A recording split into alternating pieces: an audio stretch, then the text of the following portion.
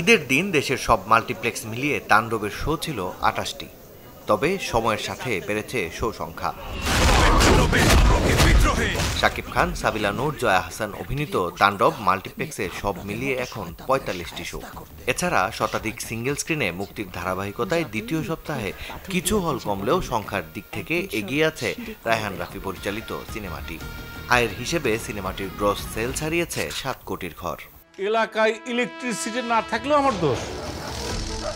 ৯০ দশকের জনপ্রিয় সব তারকাদের নিয়ে নির্মিত তানিম নূরের ছবি উৎসব দ্বিতীয় সপ্তাহেও আছে ভালো অবস্থানে।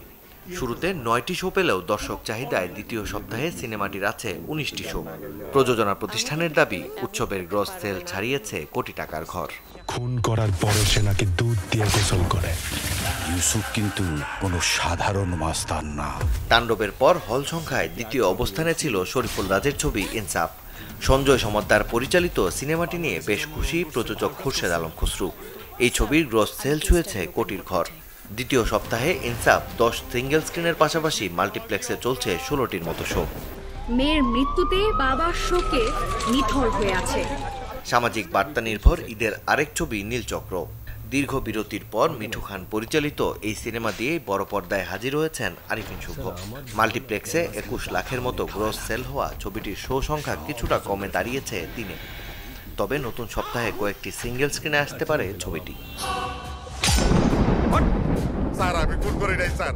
মুক্তির আগে তেমন একটা আলোচনায় না থাকলেও ধীরে ধীরে দর্শক পাচ্ছে হত্যা রহস্য উন্মোচনের ঘটনায় নির্মিত ছবি এশা মার্ডার কর্মফল। সানি সানোয়ার পরিচালিত নারী প্রধান গল্পের এই ছবির সদ্য এরই মধ্যে বিক্রি হয়েছে চড়া দামে। দ্বিতীয় সপ্তাহ শেষে গ্রস সেলের হিসেবে ছবিটি শুধুমাত্র মাল্টিপ্লেক্স থেকেই আয় করেছে ১৫ লাখের মতো।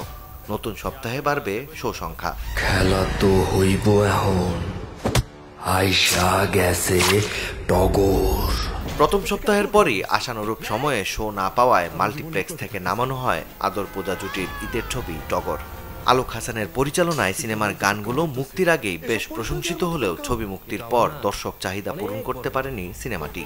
শুরুতে মাল্টিপ্লেক্স সহ ৭ হলে থাকলেও দ্বিতীয় সপ্তাহে ঢাকা ও ঢাকার বাইরের ৩ হলে চলছে টগর।